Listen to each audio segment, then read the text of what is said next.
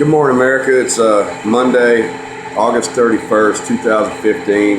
It's almost 11 o'clock in the morning. Normally I'd be working right now, but the truck's been broke down for a week, so I've been at home a lot.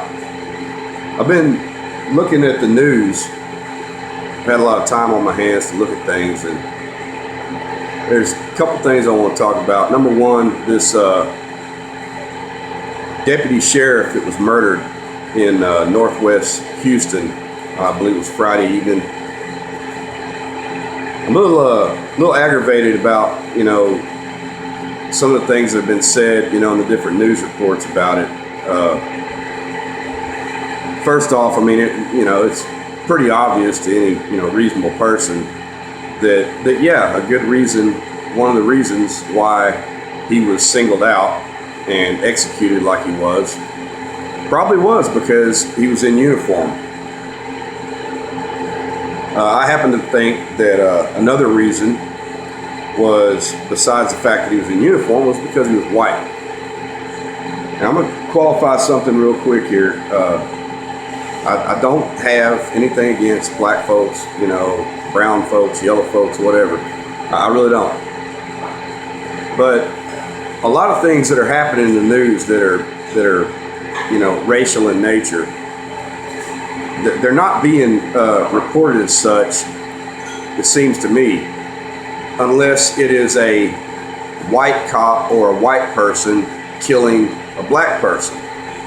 If you'll notice, when you read the news reports and you watch TV and you see what's said, like right off the bat, a big issue is made of the fact that the person doing the killing was white and the person being killed was black. We've got this Black Lives Matter movement going on all over the country, being funded by billionaire George Soros, ex-Nazi collaborator from Hungary, I believe it was. He seems to want to stir the pot and create a bunch of tension in the country. And he's got a lot of ties to Obama and Democratic Party, the liberal movement in general, He also funds organizations like Planned Parenthood, who's killed more black babies than any disease that's ever come around. But the way this thing was reported, even the Harris County Sheriff's Department, and, I have to say, I've had a couple of dealings with the Harris County Sheriff's Department, getting pulled over, for, one thing or another, a couple times. And they're a very professional organization. I mean, they're very highly respected throughout the nation as far as other sheriff's departments go. They're like the second or third largest sheriff's department in the nation. They've been voted by, I don't know, whatever the major Sheriff's Association of America is. I'm not sure that's the name of it. But they've been voted numerous times as the most professional sheriff's organization in the country. And they are. They're very courteous, a bunch of good folks working for them. And I believe that the reason this guy was killed, I believe that it was racially motivated. The guy that murdered that sheriff's deputy, I saw one report that says he has some kind of ties to the black woman who was pulled over for some kind of traffic violation and arrested, who wound up supposedly hanging herself in her cell. I believe there was something more to that situation. They even said at one point that she had overdosed on marijuana or something while in jail. Number one, you can't overdose on marijuana. And number two, how'd she get enough, in jail? I know you can get drugs in jail, but get enough of anything to overdose on, I don't know about that. That situation seemed a little fishy to me. I don't know what really happened there, so I'm not going to speculate. But in this situation, maybe this guy, maybe he was mad because maybe he knew that girl. It was said that he attended some college classes with her or something.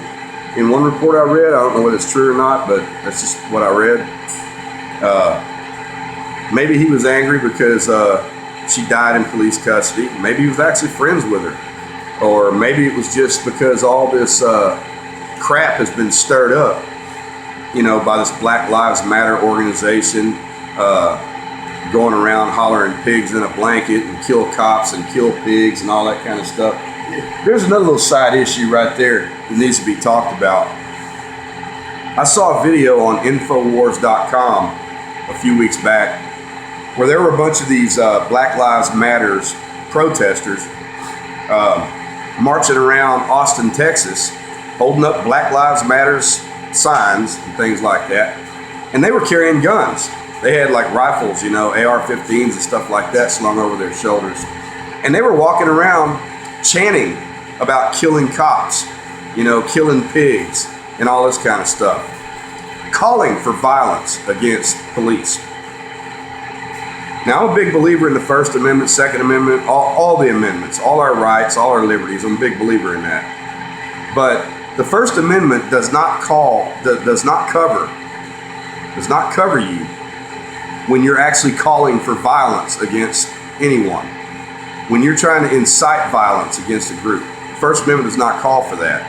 Well, this guy that killed this sheriff's deputy walked up behind him while he was pumping gas into his cruiser and shot him in the back of the head, execution style. Then when the man fell to the ground, he continued shooting him over and over and over again. I don't know how many shots were fired. Don't know what kind of a pistol it was. All the sheriff's department said was it was a big one. He intended to murder that man. And they say that there's no record of that sheriff's deputy ever having any dealings with this guy before. So I don't believe that it was personal in nature. I don't believe he was mad because this guy pulled him over or cuffed him and jailed him or anything like that. I think he singled him out because he was a cop and because he was white. Now, even the sheriff's department will not come out and say that because they're trying to be very professional about it and they're trying to be very fair-minded about it and they're trying not to incite any more, backlash. So I'm going to say it for him. It's my opinion. And that's all it is, my opinion. But come on. The way things have been getting stirred up in this country, who can look at this situation and not call it like that? This was racially motivated.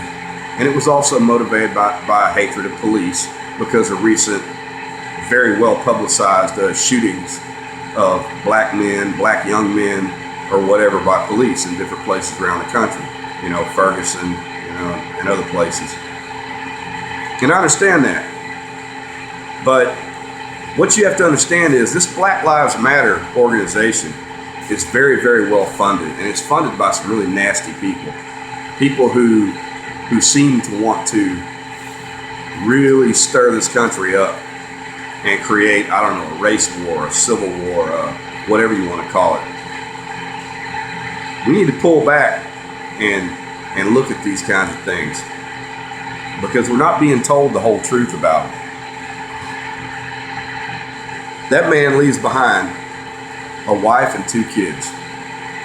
He was a 10-year veteran of the Harris County Sheriff's Department, apparently had an exemplary service record, did not have any kind of complaints against him from, blacks or any other minority group or anything like that for having been a hateful person or a racist or anything like that. I think he was just singled out because he was white and he was in uniform. And I think that the blame needs to be laid directly at the feet of the mainstream media and our government. Because let's not forget now, when Michael Brown was killed by that police officer at Ferguson, and when George Zimmerman killed Trayvon Martin, and a few other cases like that around the country, who was real quick to get up on TV making statements, immediately jumping out there and calling this a race matter? President Barack Obama, for one. Let's not forget his little beer summit when the police, had that little run-in with the black college professor somewhere up there in the Northeast because he refused to show him ID because he felt like they were being racist toward him. Let's not forget about those kinds of situations, okay? Barack Obama is very quick, and so was Eric Holder, who's no longer Attorney General, but the black female Attorney General they have, she's no different. She's cut from the same cloth.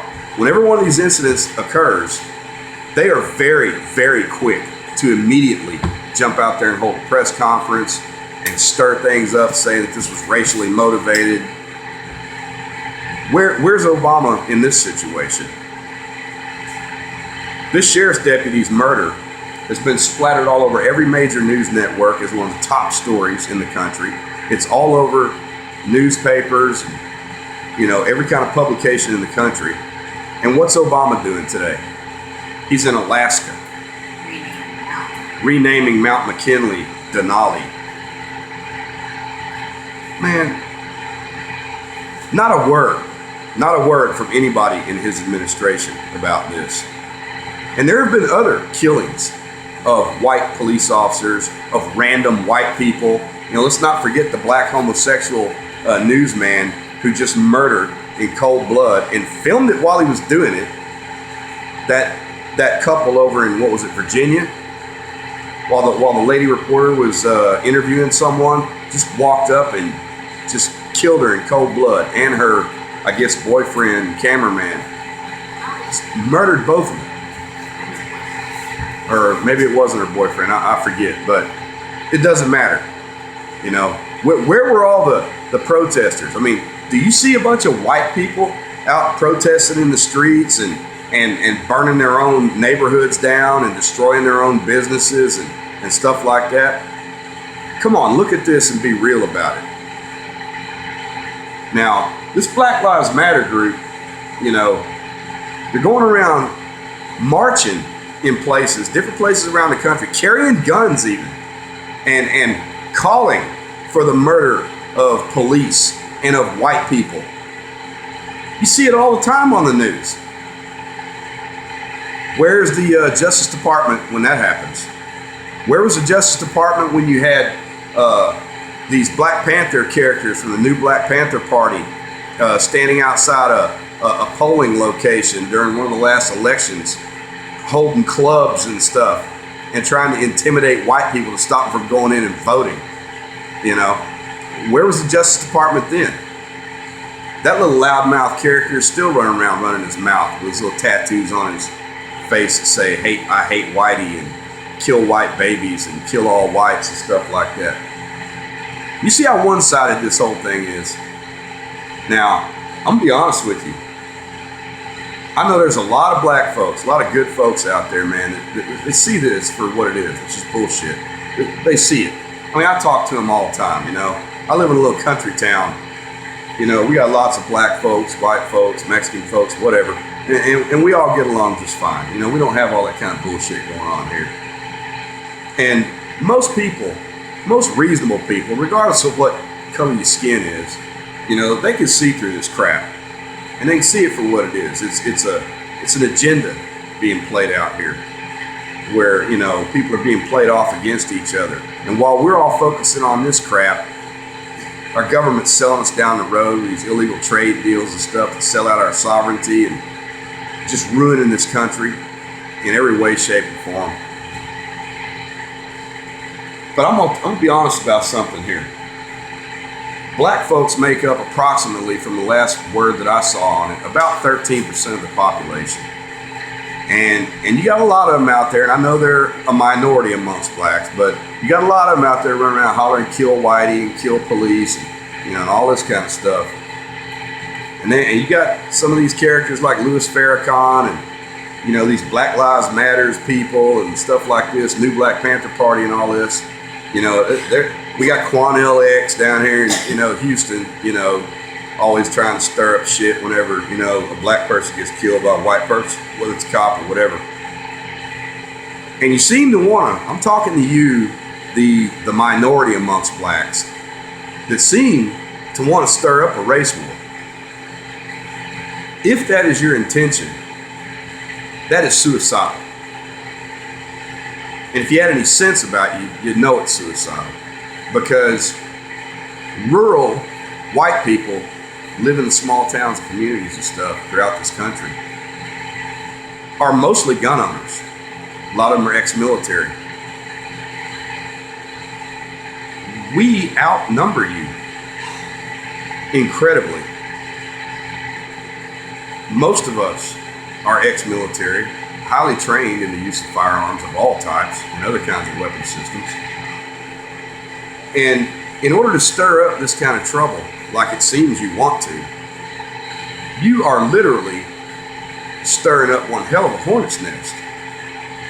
There's a black pastor up in New York that I listen to sometimes. I'm having trouble recalling his name right now. But he himself has come out and said, what are you going to do when, 250 million armed white people start rioting, when we get pissed off? We don't want to go back in time to dark days like that. What is it you're trying to stir up? Better come off of this. Seriously, I don't want to see it. I don't want to see Americans fighting each other in the damn streets, regardless of what color you are. I want to see us come back to some semblance of sanity in this country. But if you keep on going around stirring this kind of crap up, and we start having more incidents like this, where white cops being killed by some, random black dude, whether he's got a criminal record or not, these execution-style murders and stuff like this, these random shootings like the reporter that was killed over in Virginia. If this kind of thing keeps up, and these incidents grow in numbers, then you're going to have a lot of white people out there that aren't as peaceful as me starting to do the same thing. And the sheer numbers are against you. I'm talking to the black folks that are, all riled up and hating on whitey and all this kind of stuff. I don't hate you. But if you go around hating us and acting out like this, and this starts increasing and becoming a more common occurrence, you're going to stir up something you don't want to stir up.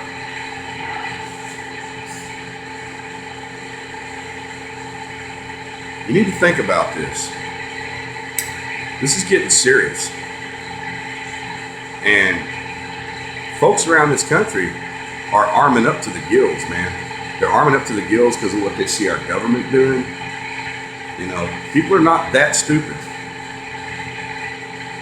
You might want to check yourself and start getting a little more reasonable about things.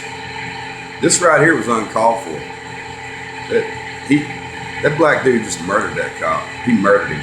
There's no two ways about it. It wasn't justified in any kind of way. That's senseless right there. That kind of thing's got to stop. That's all I'm going to say about it. I said more than I meant to. But I'm going to move on to this whole presidential thing going on. I, like a lot of people, I like a lot of the things that I hear Donald Trump saying.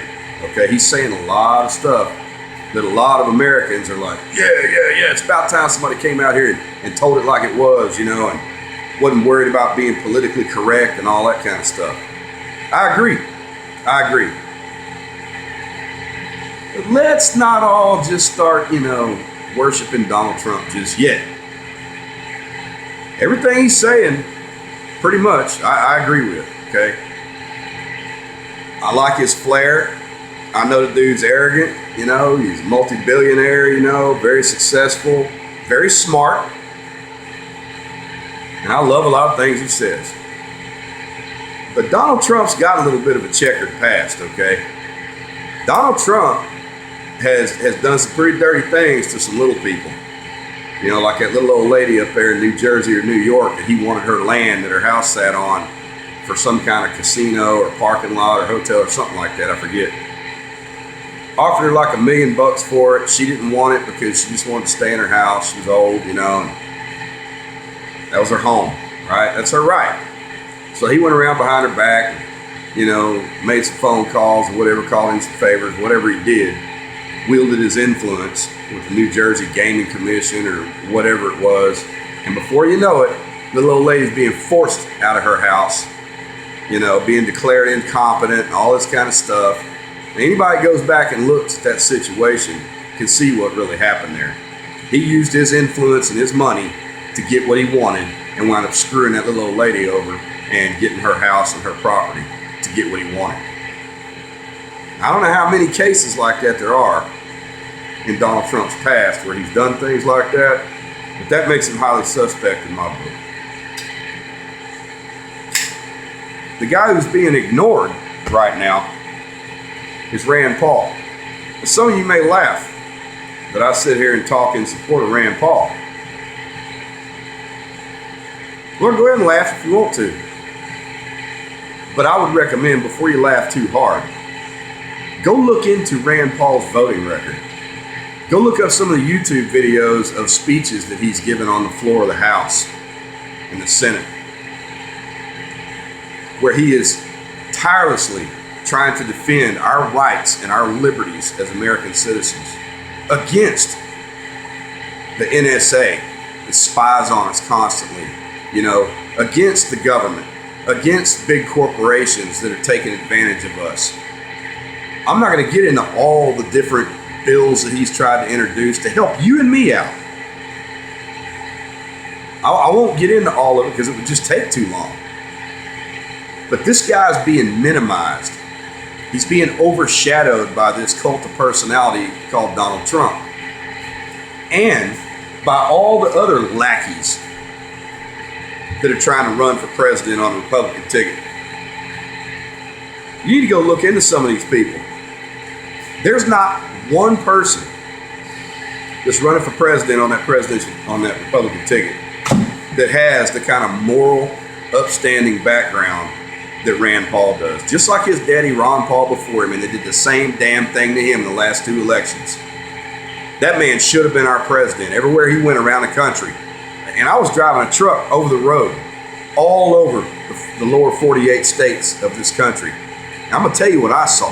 I saw banners and signs, for Ron Paul all over the nation. I was following the news, not only on the TV, but on the internet too. This guy was drawing crowds that dwarfed anything that Mitt Romney was drawing, or Obama was drawing, or anybody was drawing. He was winning the primaries. And there was all kind of shady crap going on. You had guys like Dick Cheney, coming in and getting involved in the primary elections and stuff like that. And all of a sudden, there was all this news about, vote counts being off and dead people voting and all this kind of bullshit. Computer voting machine numbers being changed and all that kind of crap. They politically assassinated Ron Paul. He was by far the largest grassroots supported candidate in the whole damn bunch. He won the Iowa primary. He won the New Hampshire primary, the biggest ones in the country. But when it was all done and the count was all over with, they had him way down there, not even talking about him. And that's how they do it. They minimize him. They're doing the same damn thing to his son. If you really want to find out who's worth looking at, look at the one that the press refuses to look at. Look at the one they refuse to give any attention to. There's a reason for it. Rand Paul, he's the guy you need to be looking at. I know Donald Trump, his persona's real sexy and people love the way, he tells it like it is, stuff like that. And to Rand Paul, man, I wish you would do the same thing. You need to out-Trump Trump. You need to come out and you need to talk just like he does. You need to be more hardcore, dude. Because those of us that know what you're about, we know you're for real. We know you're the real McCoy. But you got to be more forceful, man. That's the only reason. That's the only reason that you're not leading right now. You were leading in the beginning, before Donald Trump jumped into the fray. But he has jumped in and just, all cameras are on him now. Nobody's looking at you. And while all this is going on, what was Rand Paul doing? He's an eye surgeon, right? He was down in Haiti? Doing free eye surgeries on people down there while all this is going on. This is a good guy. And I know he's in the system. He is a senator and has been for a few years. But he's been trying to do something for us in the system. Go look at his voting record. Go look up the videos where he gives his speeches in the House and the Senate. Listen to what he says. Look at what he's actually tried to do. There's nobody like this guy in there. He's trying to get our country back. And y'all are ignoring him. Because the circus is all around Donald Trump and Hillary Clinton That bitch is a criminal. Straight up criminal. What difference does it make, though? That's all I'm saying. You want to get some real information? Get the podcast for Infowars.com. Alex Jones, broadcasts out of Austin. He's got a TV program, radio program. Guy tells it like it is. He's going to sound crazy if you never listened to him before. But what we got going on is crazy. And he just comes out and tells you. Got reporters all over the world working for him.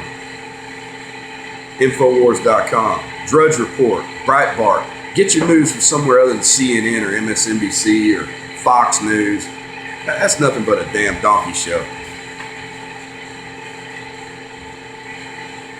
Think about these things that are going on. Think about what it is you're being told. Look behind the scenes. Have a good day.